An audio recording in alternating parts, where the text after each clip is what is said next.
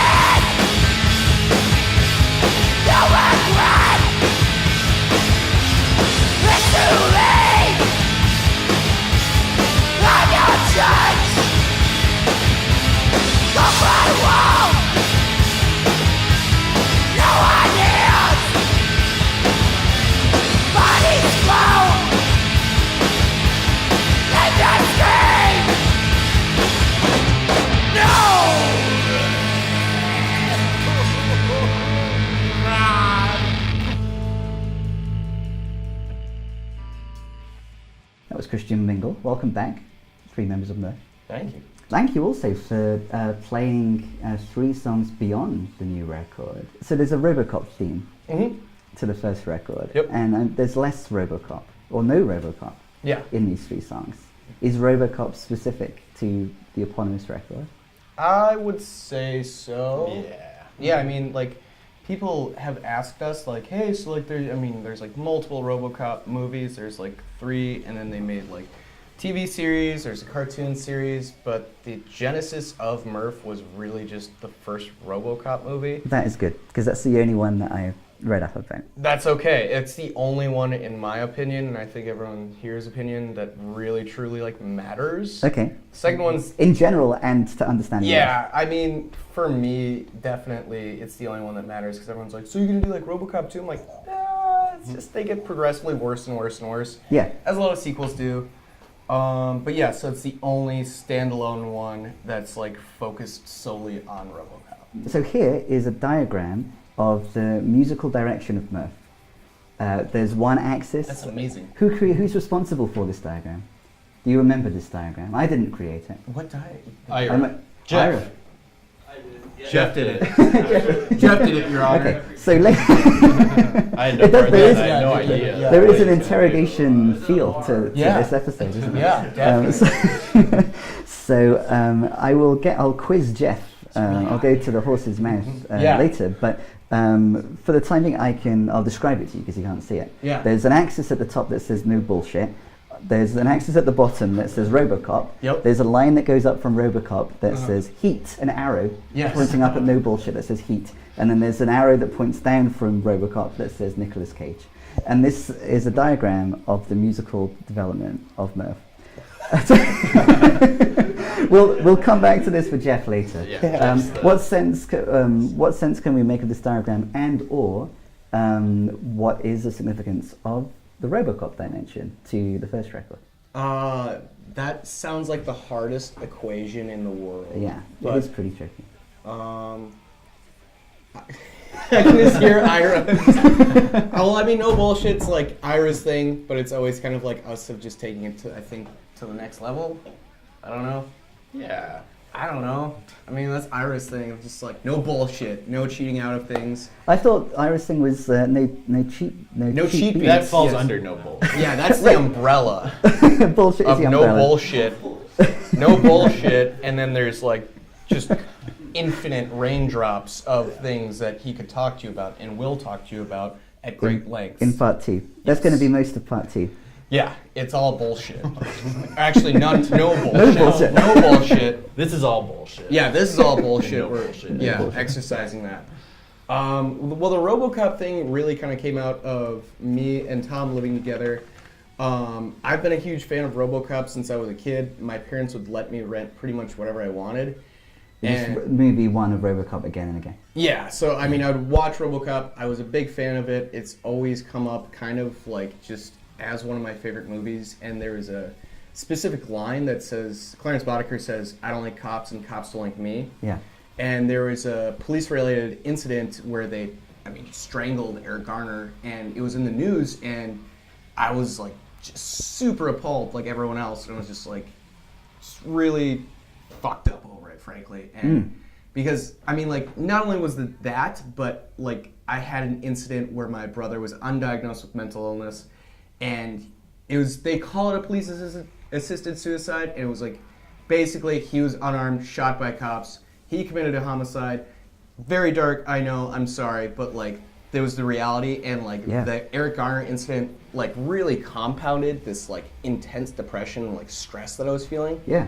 And like anytime I feel like when shit hits the fan for me, I can either like rescind into like a spiral of darkness and just be like super depressed, or like if I can find a way to channel it into some kind of art form, then I will do that. And me and Tom, we were talking like off and on, but like we didn't like, we didn't know each other very well. Yeah. Kind of just was there. Yeah. Yeah, I remember that. Just kind of came home and we're like, "Hey, you ever want to like make some music or something sometime?" Yeah. Like I have a lot of it, stuff I'd like to work out. Yeah. Get out of me. Kind of what you're saying. So you were roommates. Mm-hmm. So you had that experience. Yeah. And then as a way of processing, then you suggest to your roommate Tom that you work on music. Yeah. That was the beginning of MURF. Yeah, he was always recording, and like he has the attic, which is like this like haven of like recording gear. He has like everything, and he's recorded bands. Yeah. It's just what I do. Which local bands have you recorded? I did Jeff's other band, Ex Nuns. Oh yeah. I did Wild Wing. I did a little bit of some work on Buffalo Moon. Yeah.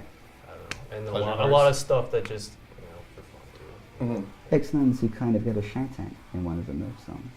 Yes. A three-way with 3 Ex-Nuns. Yeah. Yeah. Yeah. And that was actually, you confirmed that, because I was like, I heard 3 Ex-Nuns and I was like changing it, and you're like, no, we should leave it in, because like I was like, I've never seen Ex-Nuns before, but I was like, that just sounds like That's a good lyric. It's like, thank you. And like their name, I was just like, those guys sound punk as fuck. Like that name, like, don't know them, and you're like, 3 Ex-Nuns? Like, that's perfect, because there's 3 of them, and I'm like, perfect, let's keep it. There you go. And then flash forward to Jeff actually being the band, and I was like, you're Ex-Nuns? Wow. Cool. Yeah. Yeah. So that was the genesis then. So Yeah. it was the two of you. It was a And did you begin with there's a song, I Don't Like Cops? Yeah, cops. Yeah, I don't like cops. It was like basically like me and you just like screwing around in the attic one night. I mean, you laid down like drums, guitar, everything, and then I just like had this Roland like vocal effects processor, so it's like really distorted, warbled, Evil Dead type voice. Yeah. And I was just chanting like basically the like core of the song, and then I think that was pretty much it for like that. And like we're just like, for me it was like a really fun experience because Tom's like, as you can see, a super chill dude, and you know like Very much so. right now Yeah. in studio settings, otherwise he's a mess. But no, joking. We've seen him in a studio setting too. Yeah, that's true. That's true. Yeah, but no, I mean like after that, like we looped in Hunter, right? Because you came in. Yep. I forget what song. What? No evidence, no problem. Yeah. Yeah. Yeah. So how far into MURF was a two-piece, Yep. and it wasn't. Was it MURF? It Was was a called studio band, I guess. Yeah. MURF? It was just the two of you. Just for fun. Yeah. Yeah. It wasn't called MURF yet, right? Or was it? No, Yeah. it wasn't called like anything. I don't think it was just like. It wasn't even about Robocop yet, was it? Or was it already? I mean No, that song. like, not the first one or two. I think Yeah. the second song we did maybe was. Yeah. Well, yeah. The first one was. Then I think the second one wasn't, because that was when one was with you, and then we did Dollar, and like I wrote some. I'd other buy stuff. that for $1. Yeah, opening yeah. track, And it which was was like- out on the Forged Artifacts. What? Yep. Compilation. Yeah. Yeah. Yeah. That was the first release. Yep. And the greatest of all times, Volume 2. Volume 2. Yeah. Yeah, so I mean, I think it was like Tom, honestly, like I remember like writing some other stuff and you were like, we should just stick with the Robocop theme. I'm like, that's perfect because I enjoy like, obviously like there's a lot of people who can sing about relationships and politics far better than I can. So I mean, it was nice just to take something that I know and love and look into the dynamics of Robocop as like a universe of Yeah. exploring this cyborg, you know, in old Detroit battling this maniac, and there's all this other like crazy pop culture like commentary on like consumerism, the 80s, drug use, all that stuff. So I mean there was just like so much content to work with. Yeah. And yeah, so I mean we kind of started from there, like, but I mean like it was only a couple songs, right? Like Yeah, I think so. Maybe like 4 or 5. Yeah. Something like that, yeah. yeah.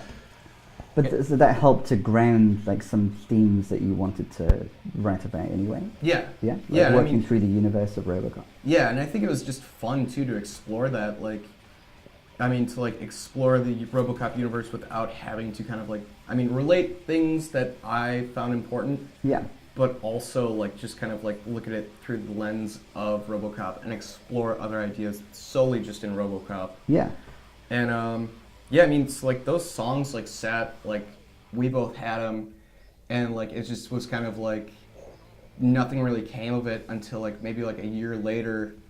I ran into you and Evan at Iggy Pop, and we were Oh, at an Iggy Pop show. yeah, and we had That's a good part of the genesis story of MURF. yeah. Cameo from Iggy Pop. Yeah, and we were like, we should do something with that sometime. And then I was like, yeah, for sure, dude. Like, I'm down, whatever. And this guy just texted me one day, and he's like, hey, do you want to like do a one night only show? I was like, fuck yeah, dude. Like, just at work, feeling depressed, and I'm like, yes, definitely. And so he assembled Hunter, Jeff, and Evan, and then Jeff assembled Ira, who was like. Meeting Ira was just this hurricane of enthusiasm for RoboCop, and he brought us all. Oh, really? Like, oh, yeah, like insanely enthusiastic about it, like, and yeah, I mean, But not enthusiastic about bullshit. No, very Not in the least. intolerant about bullshit. Yeah.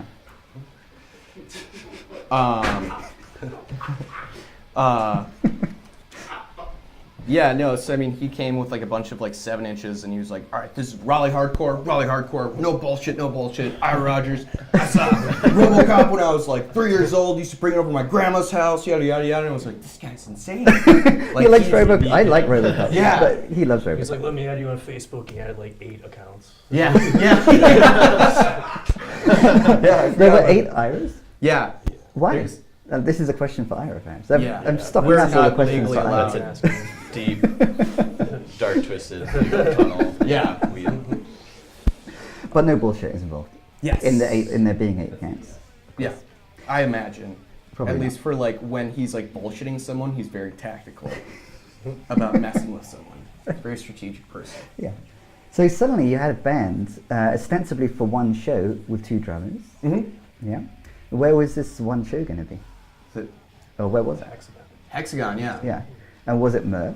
Was the band that played that night called MURF? Yeah. This guy came up with that. I think it was like, Which guy? Tom? yeah. Why gentleman. MURF? Just to play in the name of the movie, and sometimes they just be like, "Hey, Ah. Murph," whatever. Yeah, just, Oh, sure. you know, Like Murphy. Murphy. Yeah. Wow. That was it. So Murphy gets a name check in a way in the name of the band, and then there are references to Clarence and Bobby and Dickie, throughout the songs. Yep. In particular, "Can You Fly, Bobby?" Mm-hmm. So what's happening at that moment in Robocop first of all, and then what are you doing with that moment? What's happening in that moment in Robocop is setting up this failed bank heist with Clarence Boddicker. He's the main antagonist in Robocop. Yeah. They're driving away in their getaway car, and he's looking through the cash, and he's like, "You burned all the fucking money! It's good as shit!" And because Bobby apparently is like the safe cracker or something, so he gathers all the cash, and cops, Lewis and Murphy at this time, pull up on him. Yep. Emil's like, "Hey, we got company," and so they're going at it. What? We got company. yeah. It, Burned into our minds. By Absolutely. virtue of being in Murph. now? Yeah. Like less so than No, you- it's definitely etched in our minds. But like Bobby gets shot. Clarence asks him he's like, "Clarence, I'm hit," and he like rather sadistically picks him up and he's like, "Can you fly, Bobby?" and throws him into their cop car. Right. So during that part, I think kind of all hell breaks loose for all of us. Yeah. Because like a lot of people have taken to that lyric and like, I don't know, it's such a, I mean the guitars part, I don't know, you guys like just wail it out, so like everyone just goes crazy. And so it's basically like, "Can you fly, Bobby?" And then Bobby responds, "Clarence, no," and then he's thrown in the cop car, and then it's kind of just this like, I don't know, this riot ensues on stage. Yeah. And that's in the song "Seize Them," Mm-hmm. which is a favorite of mine. I like the yeah. There's multiple guitars doing that, and then like the bass is kind of, so it just seems like maddening. Mm-hmm. Yeah. Like a circus or something. Yeah, like a circus. Yeah. Dark clowns kind of thing. Yeah. Yeah. Sam Frederick was flying to said song at your record release at the beginning of the month. Yeah. So you mentioned when you came into the studio to the Minnehaha Recording Company that there was a plan, there was like a narrative, like a script of sorts. Oh, there was yeah. a plan for that night, for the record Yeah. release night, Yeah. which perhaps can be executed Yeah. on the 31st. Yeah. Back at Mortimer's. That'd be cool. It was a sold out show. Mhm. Your record release was a sold out show on a Sunday, Mhm. no less. So it was difficult on May Day as well. Yeah. So it was difficult to execute the plan exactly. Is that right? Yeah. Yeah. So what was the plan? Was the plan like? Well, we had like sort of the skit, like for our record, we have all these samples. Tom mixed the record. Sure. Put all these Samples Robocop from Robocop. samples. All from Robocop. Yeah. Which has caused us a little bit of problem getting a release on vinyl. But so we're gonna do like, people are gonna like be different characters. I was gonna be Boddicker, Dan was gonna be Robocop, Tom was gonna be this like guy who gets shot by Robocop at the beginning of the movie. Yeah. Evan was gonna be Big Spee Snyder, the I buy that for a $1 guy. Ira was Dick Jones. Yep. Yeah. Jeff was just gonna be Emil. Yep. Jeff. Yeah. And yeah, we had like lines in between every song that would kind of like match up with the samples on the record, and we had, like, cool. scripted out sort of, and like a little bit of like cues. Wrote them all out, like 5 different copies, like painstaking, copying stuff, like while people are playing shows, and then get up there and like instantly everyone's just like under like insane substances from Mayday and like drinking since noon and just like that dead look in their eyes of just like, they're not ready for a story. No, Yeah. I just wanted to like smash their head against the wall. So. Yeah. Well, if we It's like, behave all right. ourselves on the 31st, maybe we'd be treated Yeah, that'd be awesome. with a Robocop themed performance. Yeah, that'd be sweet. Oh yeah, Yeah. we'll do something. Something will always be cooking. I feel like a narrative of MURF is always kind of like, hey, shut up back there! See? It's always chaos. So we have to deal We with. can't win. Yeah. Like, Even when you're trying to just explain. yeah, no, I think, were you saying like the set list, like, as we were about to begin, like someone like beer just Knocked over the monitor, like beer just went all over it, like unplugged my, I was like, oh, then it was like I couldn't even read the set list anymore. I was just like, all right, Yeah. let's just try to survive the night. Yeah. And Was the set list the album in order or a different order? Album or Yeah, okay. So is there kind of a trajectory, like is the sequencing important in terms, because if you were going to kind of have this narrative for the record release, is the sequencing important therefore? Or was it sort not of. like a linear narrative? More just kind of It was sonically. And Yeah, sonically. Yeah, Took some liberties editing some samples or kind of patching them together, but yeah, I'm not gonna say the whole album's connected in like that kind of way though. sure. Just whatever kind of flowed. Yeah, yeah. There is, one of the songs is called, again, I haven't seen Robocop in many years, so is it NED 209? Is that how this, Ed 209. Ned? Ed 209. ED. Oh, okay, Scribble. Yes. Yeah, Ned it's- Scribble in my notes. Diddly, diddly, diddly. I like amazing. That would be amazing. Ed's 209. Yep. Yeah, Ed 209 is, if I remember correctly, like an earlier model of, so pre-Robocop. Yeah. And this, near the beginning of the movie, an Ed 209 kills one of the executives of the company. Yes. Yeah? Yeah. He blows away Mr. Kenny, unfortunately. Unfortunate. That's Yeah. how unfortunate. Yeah. It's horrifying. But it's also awesome because it's the guy, just if you look at it, like special effects stuff, like just full of like squibs, and like in the rated X version, it's like even more. And the editing where it's just like, you can tell where it's just like, all right, that's enough. This guy's like chest is blown apart, and like Paul Verhoeven's like so much of a crazy person. He's like, no, we'll cut back to that. And now this guy's like on like the old Detroit model, still getting like blown apart. It's insane. So As, gratuitous. Yeah. too much. So this robot gets a song. What is... Oh, and later on in the movie, there's a battle between Robocop and this robot. Is that what this song is referring to? Pretty much, yeah. I mean, like the lyrics are like, take my life, we'll take yours too.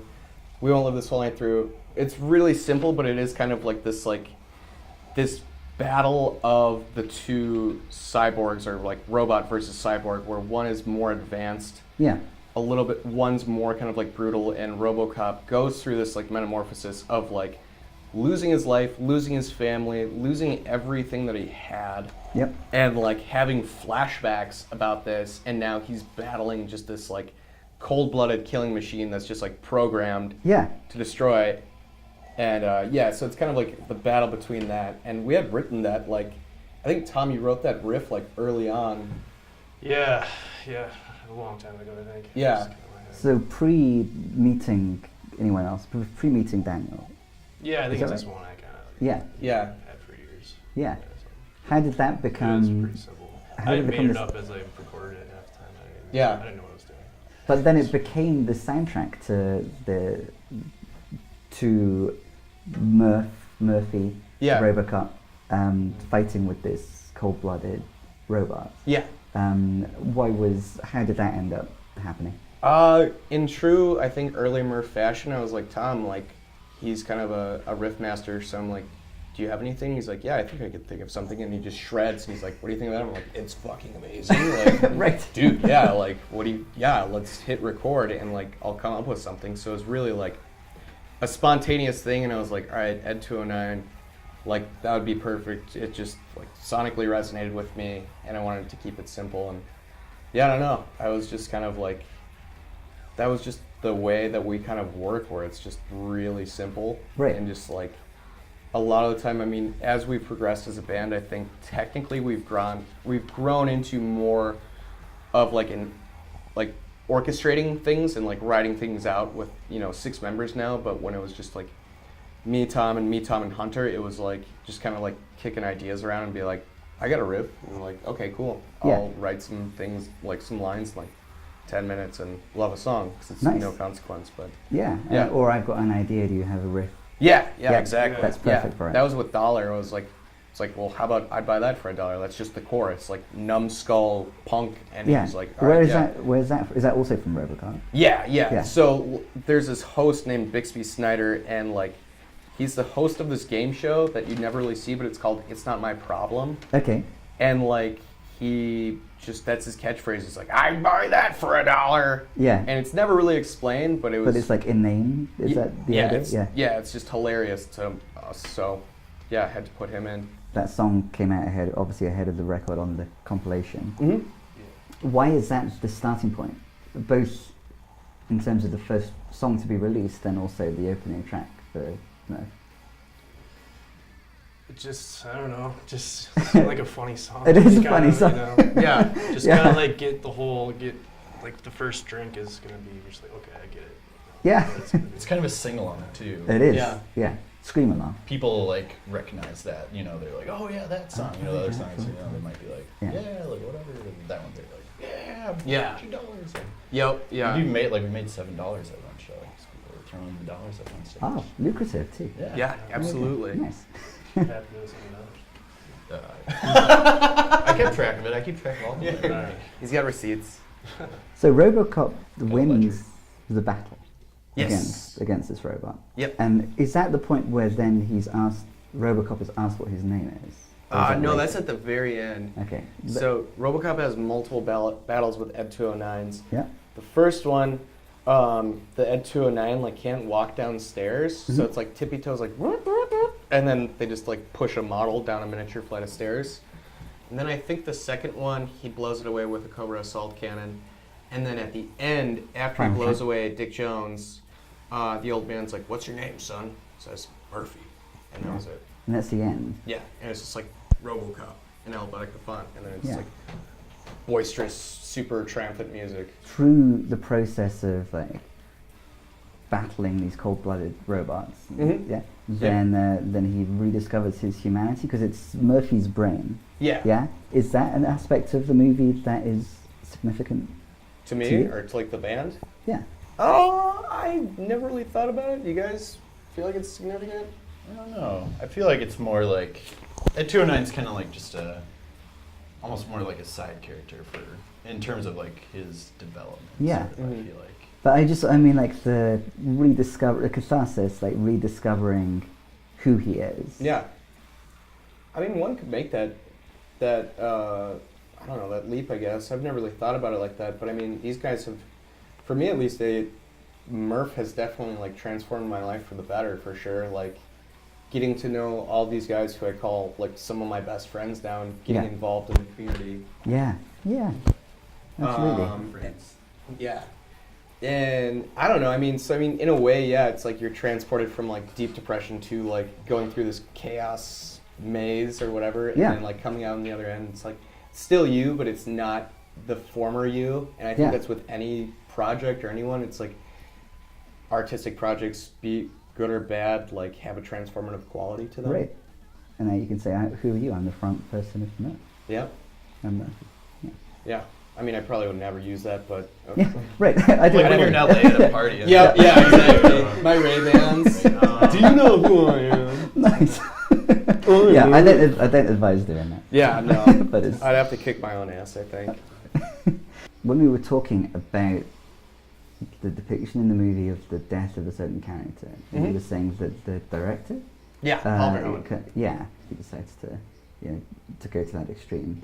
I was looking up some of the statements that he'd made about the movie, and for example, he was highlighting the significance of the fact that they're hiding away in these abandoned factories. So it's significant that it's like the Rust Belt, and there's a commentary on the decay of industry, for example. So that's one thing he was highlighting. But he was also segging back to the new song Christian Mingle. Oh yeah. He was also highlighting that there's a fair amount of like Christian symbolism in Robocop. Oh yeah. And that the Robocop character is kind of Christ-like. Yeah. Half human, Yeah. part human. And there's a scene when he's kind of walking through the water, so it looks like he's walking on water. Oh sure. All that kind of stuff. Yeah. What is happening? Perhaps it can be explained in part 2 as well with this diagram of the development of MURF, transitioning from these Robocop songs to specifically Christian Mingle. Like what's happening in Christian Mingle?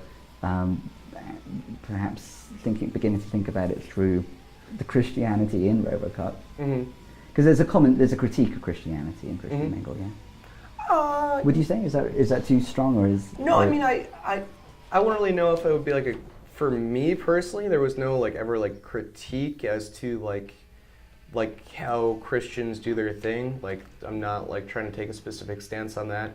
Christian Mingle really is just kind of like my version. Like for my lyrics, I kind of wanted to make like a grindhouse film where it's about, it's like this like Italian slasher about a priest who's this like Christian strangler essentially, or like this priest who's a murderer. So it's like he's in like, you know, it's like seedy 35mm film, and like there's teens making out.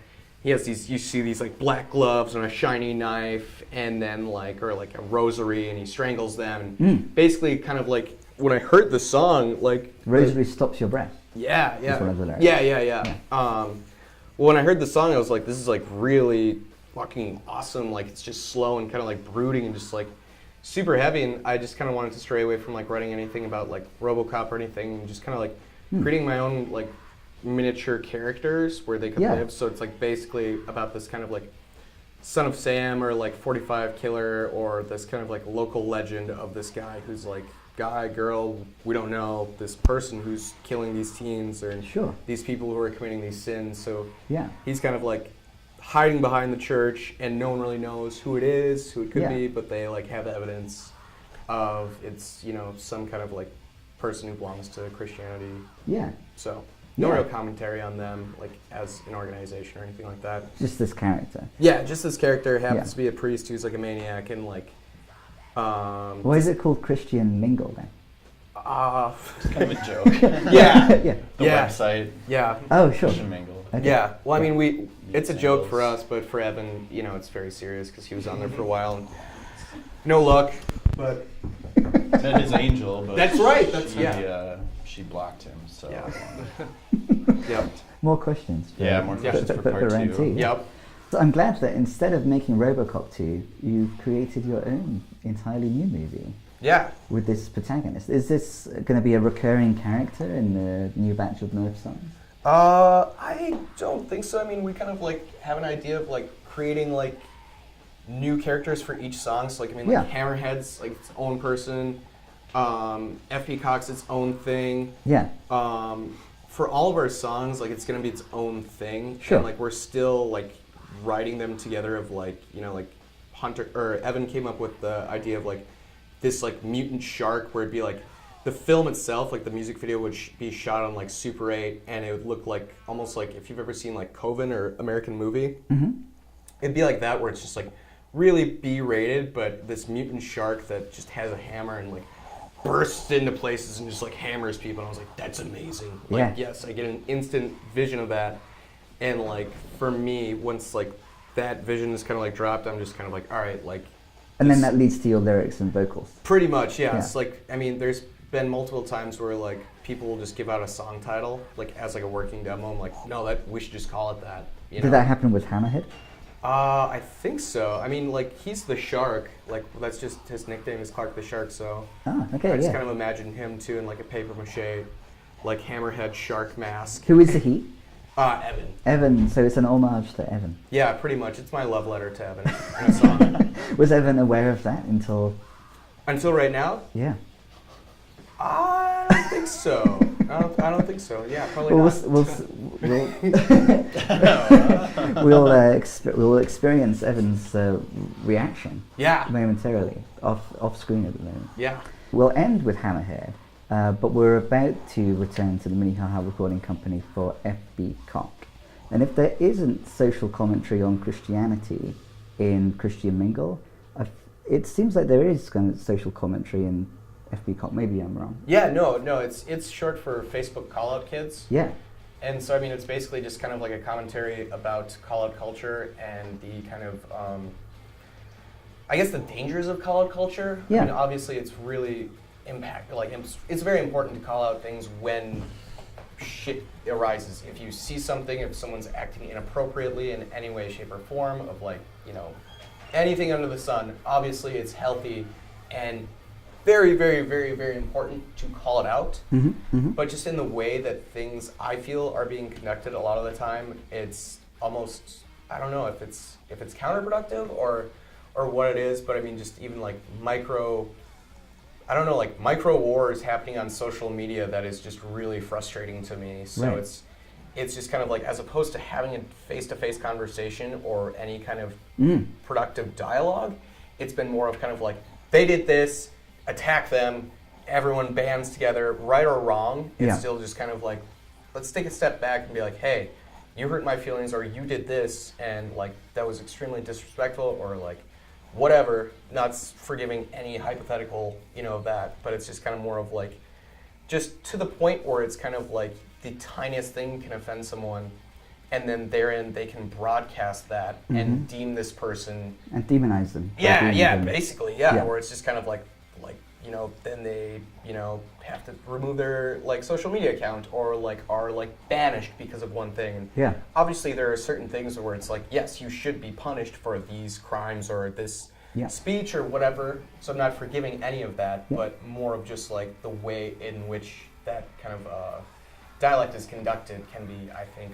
very, I don't know, just kind of just ugly. I don't know. There's like morally ugly. Yeah. You're not saying let's take things less seriously. And there's almost like a call for, there is, I think, in the song, a call for deeper ethical engagement. Because the lyrics are always right, never wrong, kindergarten ethics class. And I think that kind of like encapsulates the idea that, yes, it is important to have a sense of right and wrong, and to take people to task. That's like crucial. Yeah.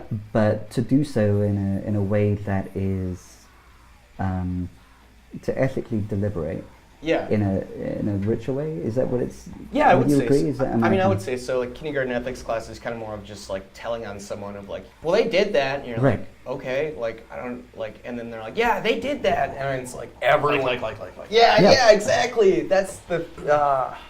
And maybe, especially in like Minnesota, where sometimes people don't speak out about things in general. A child has a sense of right and wrong in the kindergarten, and states he did this, and maybe that's exactly what's necessary to get a conversation going that needs to happen, that wouldn't be happening otherwise. Yeah. But the child isn't the final say in the ethical debate about, well, okay, what now? Yeah, I mean, for me, it was like kind of more of like kindergarten, like they do have a sense of right and wrong, but it's almost kind of just childish in the way that things are being held. Of just kind of like, well, they did that, like, and like Hunter was saying of like, you know, but not like, just like barrage of like likes of like, all right, so like whatever, like it's just a popularity contest of like, hey, I didn't mean to do that, I'm very sorry, and then like no one responds to that, so it's like, oh, okay, so like, I apologize for offending you, like I had no clue, you know, that like this offended you in any way, shape, or form, and I'm sincerely like sorry. But then it like never really gets fully resolved, or just like the kind of like one-sided conversation where it's like, no, you need to like mediate this, and you don't have to be friends. I'm not saying that anyone has to be friends with everyone or sing kumbaya or like get along, but just so that there's like at least an understanding of like, hey, I offended you and I'm very sorry, or like you offended me, and let me inform you as to why this is offensive, or why this person is wrong, or why what they did was wrong, and we need to bring this up in a different way, as opposed to just throwing it up on Facebook, because it's just an infinite amount of content, and it just, I think, like kind of like dilutes it in a way. Facebook's not the right forum for that kind of stuff. Yeah. It's just more like people are bored and they don't have anything to do, so they could like people start drama, and then, you know, it's like, oh, like I like everything on Facebook. I'm this. I'm gonna say like I support this. Yeah. It's just.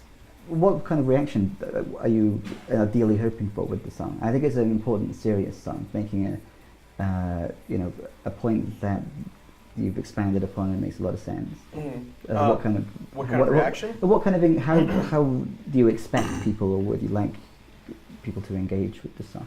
I think, I mean, well, the typical MURF reaction would either be like people moshing or just kind of doing this or headbanging and like internalizing it. But ideally, I would like people to, if they're like read the lyrics and stuff like that, I don't know, have a conversation, be it good or bad, of like, hey, you're wrong. And be like, all right, like tell me why I'm wrong. And I'm like gonna take a step back, not like, why am I wrong, huh? Like, not like that. It's kind of more of like, okay, like let's talk about it. Yeah. Because I want to hear your side of the story. And like, I mean, I don't want to like, you know, I'm not out to like change anyone's mind or anything like that or convince anyone otherwise, but I mean, honestly, it's just kind of more of like, if I can provoke someone in like thinking like, hey, yeah, maybe I should just like talk to this person, that'd be ideal.